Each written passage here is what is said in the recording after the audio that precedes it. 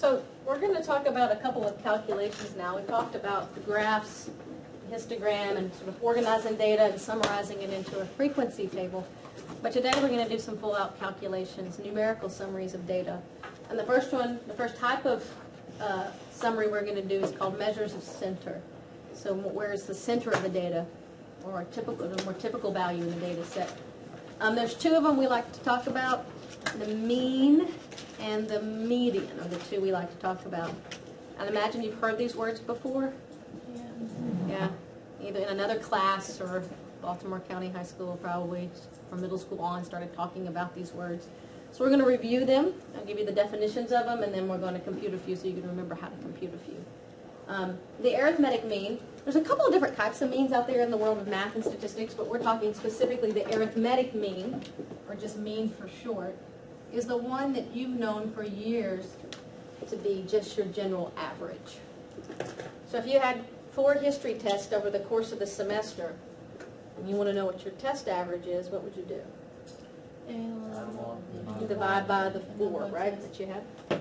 So that's exactly what this is. Add all the data values together and divide by the total number of data values you were given. So I'll show you what that looks like as a formula.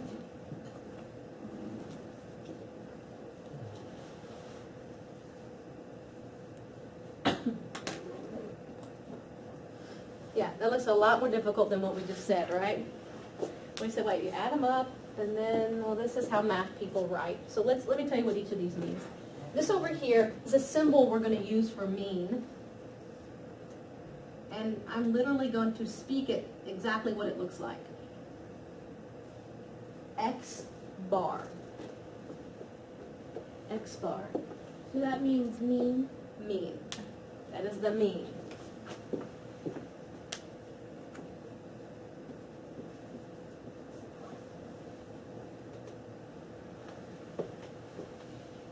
So it's an X with a bar on top. I don't have any other unique way of talking about it other than saying X bar. Now, in math, we like to use this symbol a lot. If you've had enough math, you've seen it before. If not, this symbol is a Greek S called sigma. And its job, that's what it's called, its job is to add things up, or sum things up.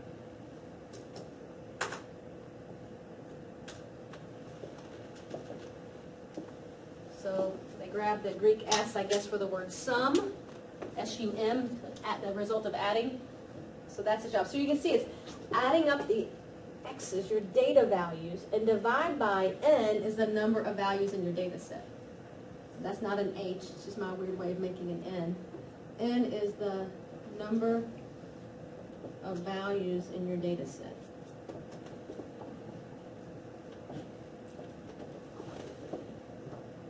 So it's exactly what you thought it has been for years, is that we overcomplicate it and make it write it this way. The thing I really want you to get out of this is because, in all honesty, machines will be doing a lot of calculations for us this semester, but that this symbol here, that symbol there, X bar, is a way of writing a mean. So when you see X bar, you automatically know, oh, that's just the average of this data set, or that's the mean of this data set. What do you guys remember about median? Middle. The middle, right? It's sort of the middle of the data. Now the data needs to be what before you start finding the middle? In order. In order, right? Sorted, right? From smallest to largest. So when they're arranged in the order of increasing magnitude, it's a very teacher way of saying it, you literally find the middle of the data set, and bingo, there's your median. Yes, ma'am? For the X bar, for the sigma, what does the X stand for that's next to it? Does that stand for anything? Your data values. So in this case, we could say, from our example, test scores. So you're going to add up your test scores. So X stands for test scores. If I want to know the average, all of them? Yeah. So it's sort of, if I want to know the average height of you guys, or the mean height, I would add up all your heights. So X then would represent height of a student. And then I would divide by the 24 people that hopefully, I can't remember how many people contributed data for that one, but the total number of people that contributed data, and I'll be able to find an average height of the class. So it's, and x in it's called a variable in statistics as well as in math. In math, you have something like 3x minus 1 equals 5. Well, if you solve that equation out, you discover what x is. And x in that case is 2. It will always be 2 until the end of eternity. That's the value x has to be, such that if you have 3 times x minus 1 equals 5, x has to be 2. I just solved it real fast in my head. In statistics, what a variable is, it's something I'm collecting, so your heights. And I think the word variable is more suited in the field of statistics because your heights are naturally going to do what? Change and vary from each other. So they are a variable, right? So in our case, when we see the letter x, it represents a piece of data that you collected on a group of individuals or animals or machines or something like that. Will the Greek S sigma ever be a number, or is that always just going to be a symbol? It's always a symbol. It just tells us to add up the test scores. So this says add up the test scores, divide by the number of tests you had. So in this case, my example, I said 4. Now, for the test and such, you get StatCrunch, which you'll see in a minute. It does a lot of neat things for us. And you also get a formula sheet. So you don't have to memorize any of these formulas. They'll be given to you on the test. So I'll have a sheet of all formulas we used for the past so many weeks that we've discussed, whatever, and they'll be distributed to you with the test. So you don't have to memorize formulas at all. The median of a data set is the measure of center that's in the middle we just said. So if you're not into doing your fingers and honing in on the middle and you want a quick way of finding the middle of a data set, you sort them, you can say, here's a neat little shortcut. The middle position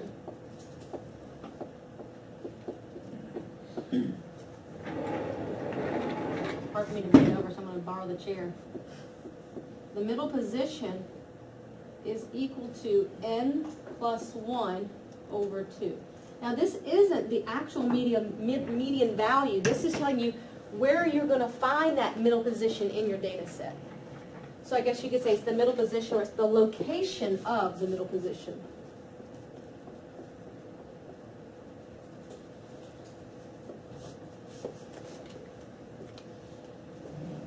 And we'll use that in just a minute in our example, and you'll see what I mean by that. So if you have 14 values in your data set, 14 plus 1 divided by 2, wait a second, 7.5. Well, it's the 7.5 or the 7.5 position in your data set. So it's basically between the 7th and the 8th value in your sorted data set, you would find your median. Does that make sense? Mm-hmm. If you have 21 data values, you add 1 to it, it's 22, half that, 11. So the 11th value in your data set will be your median. So in that case, an actual data value will encompass the value of the median position. I got an example here we can try to work and shed some light on this, if it's been a while since you've done one of these. Here's an example.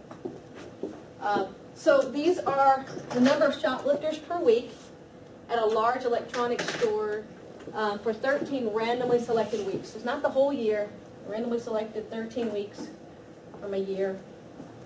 Thought 13 was enough for us to work with here. And we want to find the mean and the median. I don't think that's in your notes. I added that in.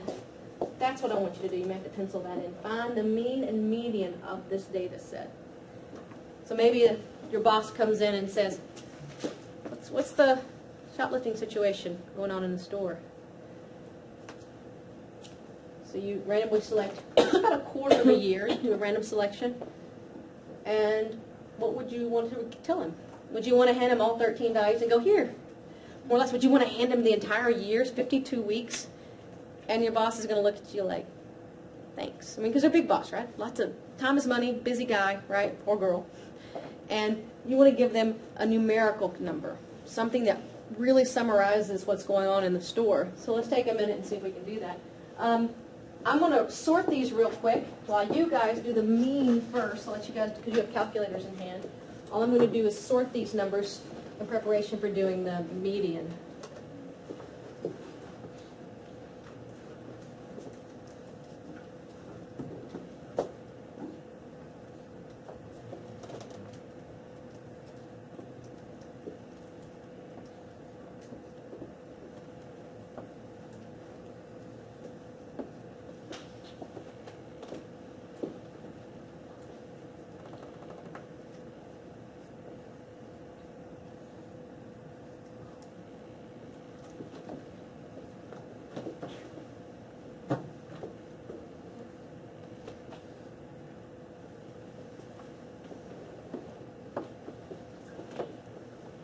get one?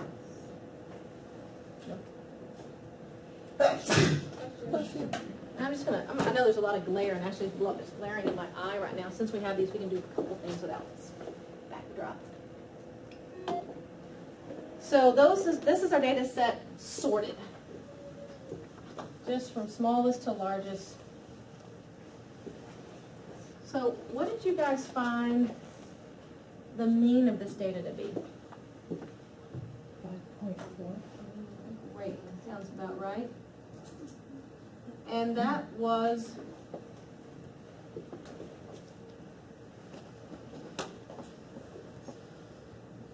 I know there was a 13 on the bottom. Does anybody mind telling me that numerator just so other people want to check it? They add up to 70. If you divide by 13, you get approximately 5.4 shoplifters per week. Excellent. How about the median?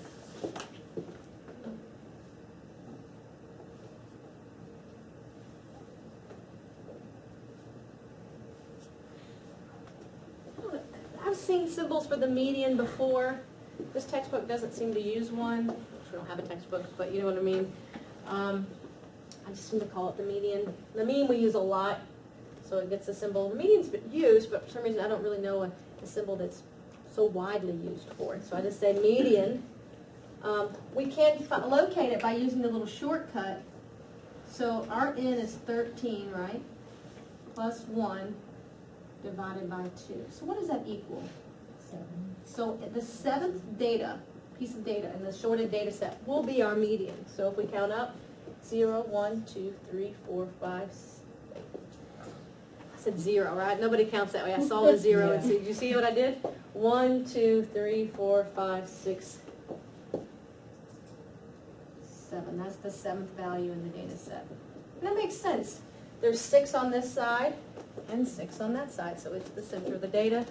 So our median is 5 shoplifters per week.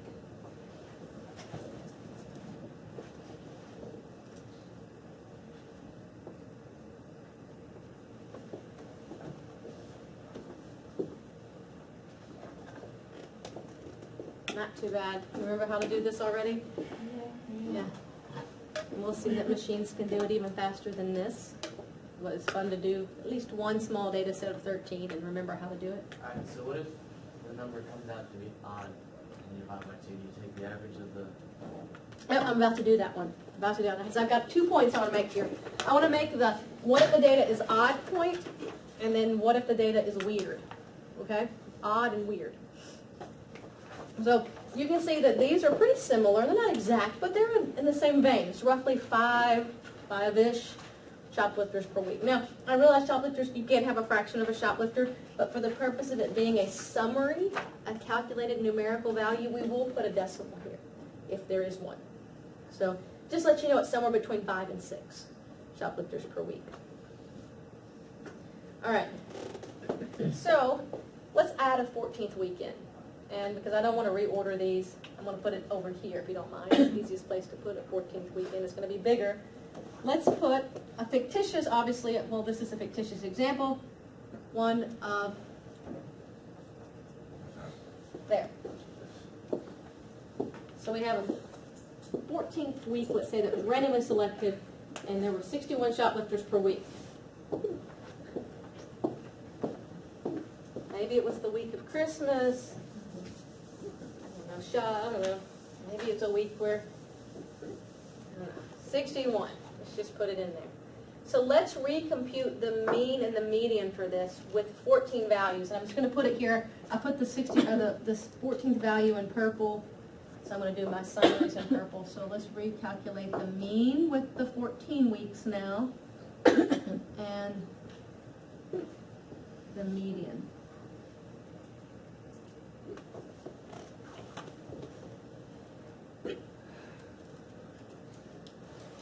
So X bar for 14 weeks, it's 71st. Now I've added on 61, so is that 131 divided by 14? Somebody have that for me? It's 9.35. 9.4, yeah, since we're Yeah. going to be rounding to 1 decimal. Shoplifters.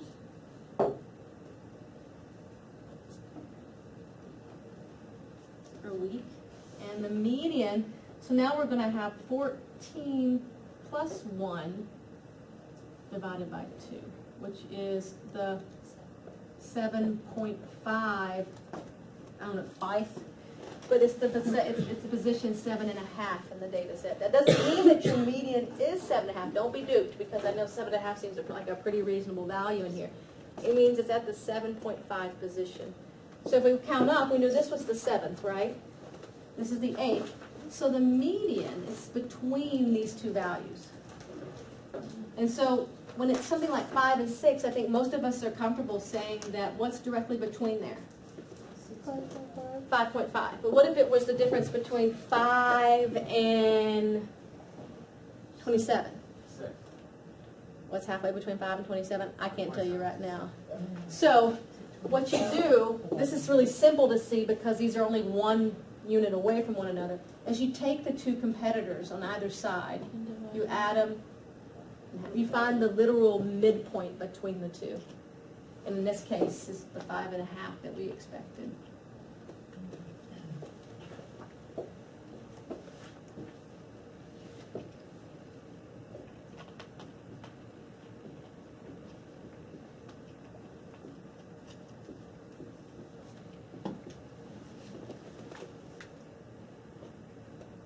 So we've kind of gotten two things out of the way. Yes, sir, I'm sorry. So all you do is basically odd them out, right? Count them and odd them out. For- And then, For which one? I mean, for the numbers, to get the mean, Yeah, you just add them up, divide by how many you got. and then the median is when you bring the number. Okay. Well, you have to sort them from lowest to highest, and it's all about the middle position. So this is literally the middle of the data set. Since there's an odd or even number of them, an actual value in the data doesn't reside as the middle data value. There's one that's assumed to be directly in between these. So what do you think's happening here when we see that the effect of the odd number of data values versus the even number of data values? Did the median change much at all when I put that weird week in? No, it basically just said, okay, I'll move over half a step because you put someone at the end. But what did react? The mean. The mean went from 5.4 shoplifters per week all the way up to 9.4 shoplifters per week. So extreme values in a data set, or outliers as we'll call them later, they have a dramatic effect on measures like the mean. Because with a mean, you add all the actual values of the data together, right? Whether it's big or small, and you divide by how many you have. So this guy totally gets thrown into the numerator and makes this mean go up. I could put 161 out here. Would the median change? No, not at all. But the mean would be like, go up even higher, right? Because I put 161 shoplifters. So the mean is very sensitive to outliers, whereas the median isn't. And there's a nice thing about both measures, and they're appropriate for different data sets. Yeah. So then, if it changes the results dramatically, how do you get an accurate representation? Of the data?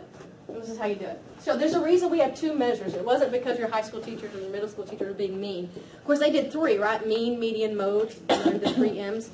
We don't even talk about mode in this class other than the idea of bimodal, unimodal. I've never seen a statistical paper I've ever read where someone reported the mode as their measure of center. It's mostly, that word mode mostly comes in describing histograms, but mean and median are used all the time. So if your data, I'll make a little summary here. Hopefully you have just enough room to draw these three little pictures, three little histograms real quick.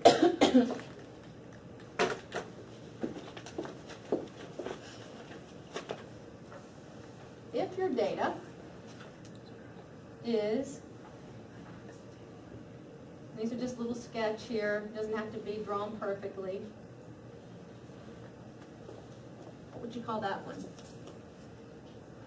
Unimodal. Unimodal, excellent.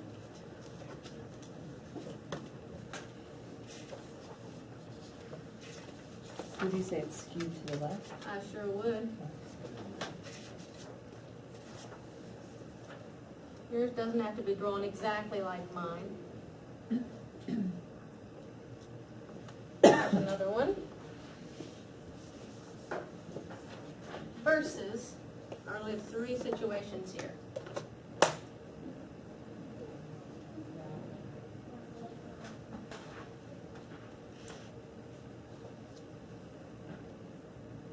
Yeah, they're supposed to be all equally sized.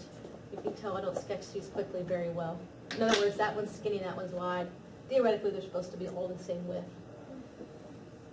So if our data, and you saw me do this earlier, is skewed to the left or skewed to the right.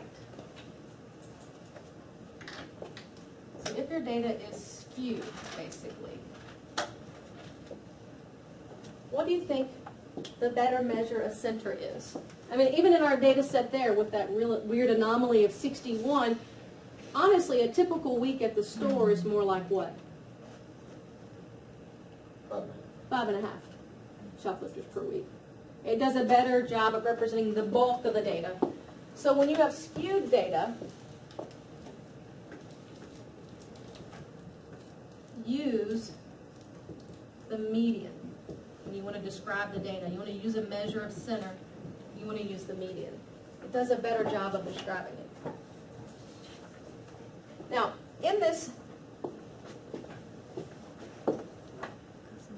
some colors here. So in a data set much like this, the median would probably be here. And the mean, where do you think the mean is going to be with respect to this data set? What do you think these 2 things down here are going to do to the data? It's going to cause the data, the mean to come down. So the mean could be here. I don't know where it is, but I'm pretty certain, not pretty certain, I am certain, that it's going to be to the left of the median. Because those extreme values to the left are going to have an effect and pull down, underestimate, and make the mean go down. So when the data is skewed to the left, the mean is smaller than the median. What about when it's skewed to the right, as in our case, with our data? The median is here. What do you think the mean's going to be? Somewhere to the right of it. And depending on how extreme the skewedness is, it could be further away or closer, but it's typically to the right of it. So when you have data that's skewed to the right, the mean is higher than the median.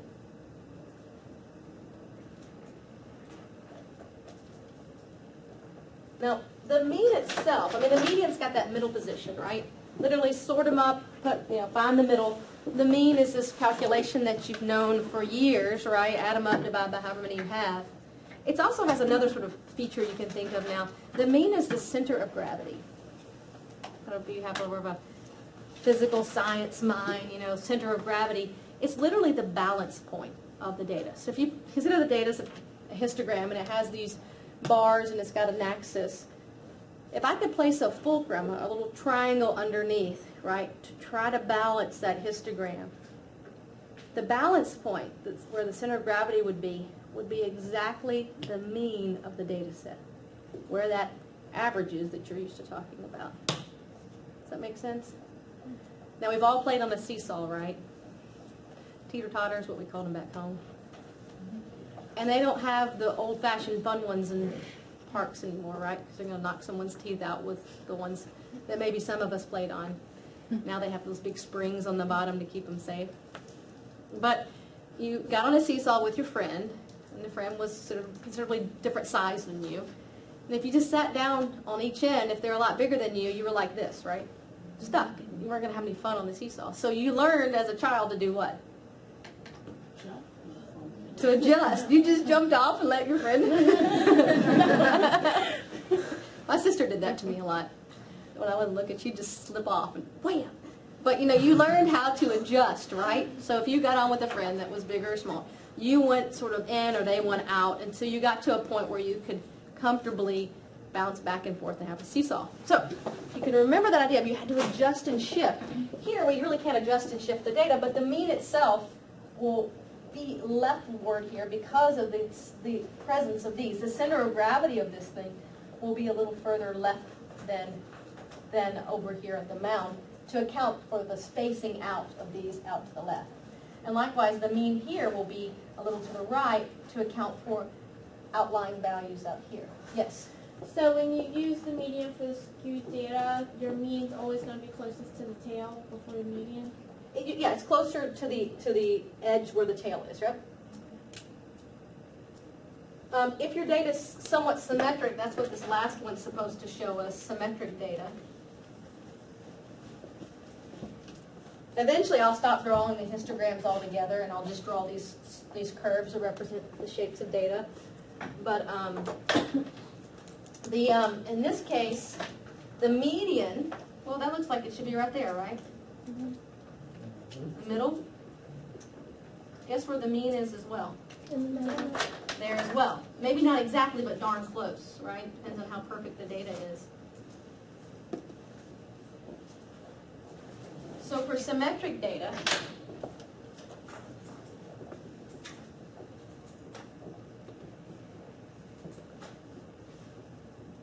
you could use either, honestly, because they're one and the same.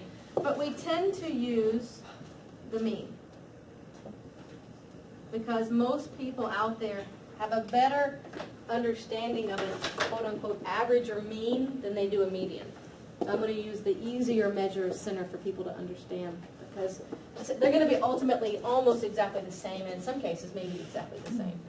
So we tend to, so that's why we have two different measures of center that are talked about a lot, is because in different situations, one's preferred over the other. So that's a really long answer to your really quick question. Does that make sense? So that's why we know the shapes of data. It'll help us determine what measure of center might be more appropriate. Yes, ma'am. So if we were to do a histogram of the second group of numbers, Right. 61, and the 61 would be the Way mode? No, that would be the skewed. The 61 is skewing this data, yeah. Okay, You'd have 61 a couple little bars out here. Again, there's not a whole lot of data to make a histogram, Mhm. but then these would be lumped to the left, and then there'd be one little tiny blip out, little bar out to the right that's skewing the data. So- Without that, they're a little bit more similar to one another, Right. and there wouldn't be as drastic of skewedness here. So then you would say that in the mean and median that we did for that data, that the median describes better how many shoplifters I think than the this is a better 9.0? measure of center for the second data set we used. I think it is because it's become, we skewed it with putting the 61 maybe being really extreme and putting something that's like more than 3 or 4 or 5 times the next highest value. And then for the original one, you could probably use either. I would just use the mean to describe in this one because the data's not as skewed.